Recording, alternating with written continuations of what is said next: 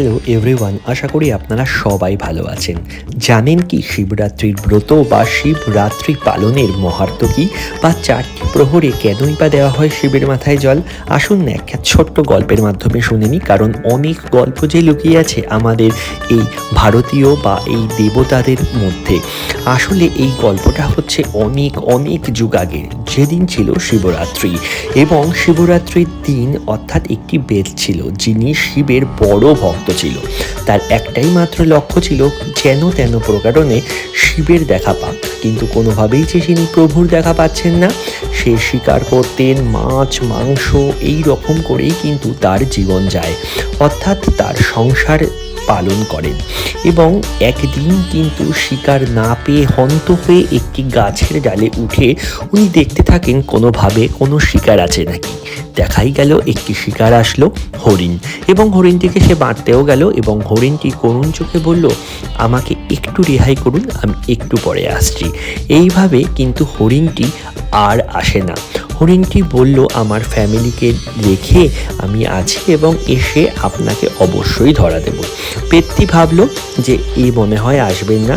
এইভাবে ব্যক্তি অনেকক্ষণ ঘন্টার পর ঘন্টা অর্থাৎ থাকার পর তার কিন্তু মুখ থেকে লালা ঝরতে থাকে এবং গাছ থেকেও কিন্তু প্রচুর পাতা পড়তে থাকে। এবং সেই গাছটি ছিল বেল গাছ, এবং ওই গাছটির নিচেই জানেন তো একটা লিঙ্গ ছিল। সেই লিঙ্গটি হচ্ছে শিবলিঙ্গ। এবং অনেক প্রহর অর্থাৎ 4 প্রহরে কিন্তু সেই শিবের মাথায় জল অর্থাৎ তার লালা নিঃসৃত জলটি পড়ে এবং বেল পাতা পড়ে। স্বয়ং মহারাজ অর্থাৎ শিব মহারাজ কিন্তু সেখানেই বিরাজ করছেন। এবং দেখতে দেখতে 4টি প্রহরের পুজো অর্থাৎ 4 প্রহরের জল এবং বেলপাতা কিন্তু শিবের মাথায় পড়ে গেল। এবং সেই সাক্ষাতেই কিন্তু অবশ্যই কিন্তু হরিণ আসলো এবং হরিণ এসে বলল, আমাকে এবার আপনি স্বীকার করতে পারেন। সেই মুহূর্তেই কিন্তু শিব মহারাজ প্রকট হলেন এবং সেই ব্যাধকে আশীর্বাদ করলেন এবং দেখা দিলেন। এবং অবশ্যই কিন্তু ব্যাধের কিন্তু সব স্বপ্নই পূরণ হলো এবং ব্যাধ কিন্তু শিকার ছেড়ে শিব ভক্তভাবে কিন্তু তার সুন্দরভাবে পরিবর্তন করলো তার জীবনটিকে। হ্যাঁ, এটি হচ্ছে শিবরাত্রির ব্রত এবং এইভাবেই কিন্তু 4 প্রহরের পুজো কমপ্লিট হলো। এবং এটিকেই বলা হয় শিব চতুর্দশী, বা 4টি ধাপে শিব মহারাজকে জল অর্পণ করতে হয়।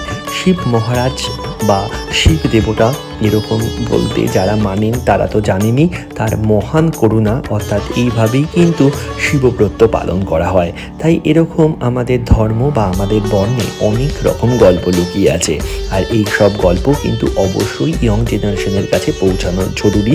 এবং আমি মনে করি এই সব গল্প বা এই সব নানান ধরনের কিছু আমার ভীষণ ভালো লাগে, তাই আপনাদের সাথে শেয়ার করি। আর আপনারা কিভাবে শিবব্রত পালন করলেন বা আপনারা কিভাবে ভগবানকে ভোগ দিলেন সেটাও কিন্তু আমাকে বলবেন। এবং অবশ্যই কিন্তু আপনারা ভালো থাকবেন, সবাই সুস্থ থাকবেন। টাটা।